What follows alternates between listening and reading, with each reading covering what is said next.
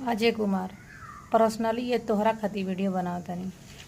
तोहरा लगे समय होई तो ये वीडियो के जरूर सुनिए, इग्नोर मत करिए। अब तू कमा कमा के अपन बैंक और अपन जेब दोनों भरा। तोहरा पैसा का हमके जरूरत नहीं खे आ ना कबो रही। अब पैसा के तोहरा जरूरत नहीं खे, पैसा के जरूरत तोहरा बा।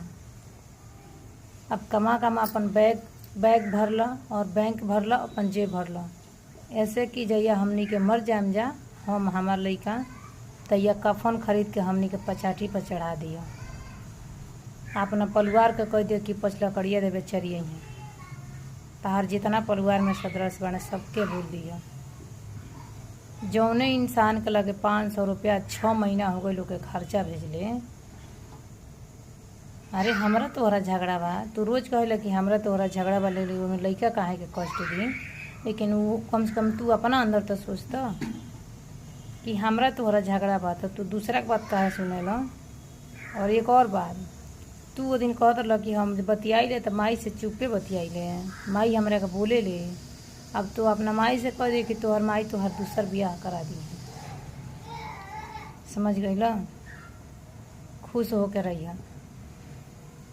आ जितना भी कमाता रह अपना माई के बैंक में भेजिया, तोहर माई जमा करिए कफन खरीदे खातिर। समझ गईला? जौने इंसान के लगे 500 रुपया नहीं के अपना लइकन के लगे भेजे खातिर, लइका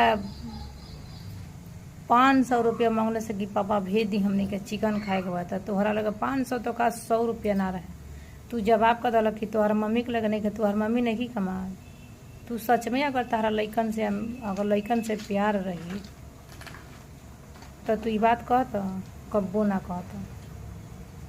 अरे हम तो चाहे जैसन बानी जौनिया बानी, अपने लइकन के कमा के खियावता है।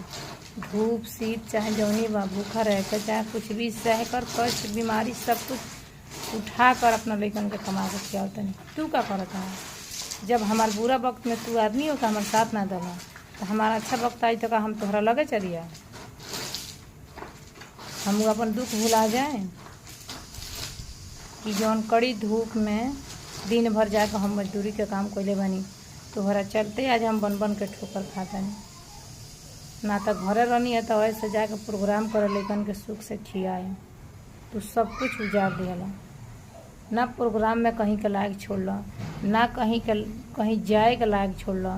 घर से बनले नहीं से ससुरल तू सबके नज़र में गिरौला। ये से अब कौनो रास्ता बाँचल नहीं बा। अब तोहरा से खर्चा नहीं मांगम, वो तोहरा कामे आई है।